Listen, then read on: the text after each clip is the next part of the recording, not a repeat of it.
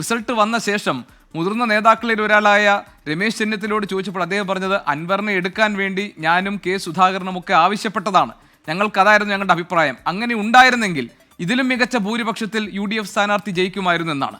തദ്ദേശ സ്വയംഭരണ സ്ഥാപനങ്ങളിലേക്കുള്ള തെരഞ്ഞെടുപ്പ് വരുന്നു. അവിടെ അൻവറിന് സ്വാധീനമുള്ള മേഖലകളിൽ UDFന്റെ വിജയം ഉറപ്പാക്കാൻ കുറെ കൂടി അദ്ദേഹത്തെ കൂടി കൂട്ടിച്ചേർക്കണം എന്ന അഭിപ്രായമുള്ളവർ ഉണ്ട് എന്നാണ് കേൾക്കുന്നത്.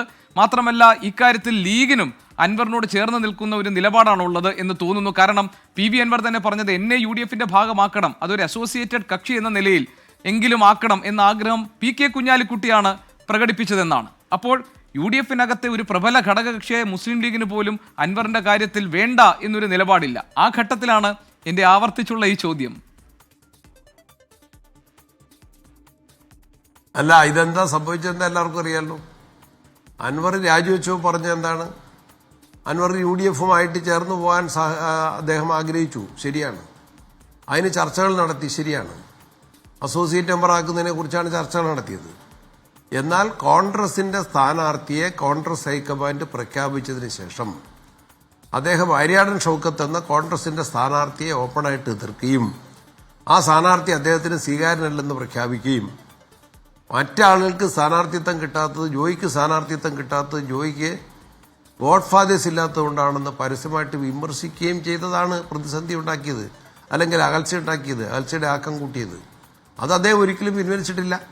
ഞങ്ങളെല്ലാവരും ഒരേ സ്വരത്തിൽ അത് തിരുത്താതെ അദ്ദേഹവുമായിട്ട് ചർച്ചയില്ല എന്ന നിലപാടിലാണ് ഞങ്ങളെല്ലാവരും ഒരേ സ്വരത്തിൽ നിന്നത്. ഇന്നും അദ്ദേഹം തിരുത്തിയിട്ടില്ല. അതാണ് അവസ്ഥ.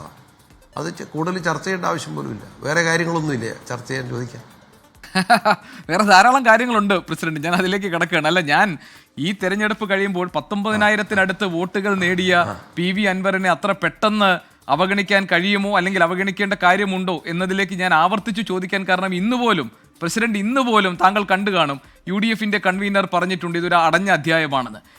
ഇന്നലെ VD സതീശൻ ആ കാര്യങ്ങൾ പറഞ്ഞു. സോ ഈ നേതാക്കൾ ഈ കാര്യങ്ങളിൽ മറുപടികൾ പറഞ്ഞുകൊണ്ടേ ഇരിക്കുന്നുണ്ട്. അതുകൊണ്ട് ഞാൻ ആലോചിക്കുകയായിരുന്നു പ്രസിഡന്റ്, ഞാൻ പ്രത്യേകിച്ച് ഈ വരുന്ന 27-ാം തീയതി രാഷ്ട്രീയകാര്യ സമിതി ചേരാൻ പോകുന്നു, അതിന്റെ തൊട്ടു പിന്നാലെ UDFന്റെ യോഗം ചേരാൻ പോകുന്നു. ഈ ഘട്ടങ്ങളിലൊക്കെ ഒരുപക്ഷെ ഉയർന്നു വരാൻ സാധ്യതയുള്ള ഒരു വിഷയം എന്ന നിലയിൽ ജനങ്ങൾക്ക് അതറിയാൻ താല്പര്യമുണ്ടാകുമല്ലോ പ്രസിഡന്റ്, അൻവറിന്റെ കാര്യം. ഇല്ലല്ല, അതിന് ആങ്സൈറ്റി അധികം വേണ്ട. രാഷ്ട്രീയകാര്യ സമിതി ചർച്ച ചെയ്തതിന് ശേഷം അതിലെടുക്കുന്ന തീരുമാനം ഞങ്ങൾ അറിയിക്കും.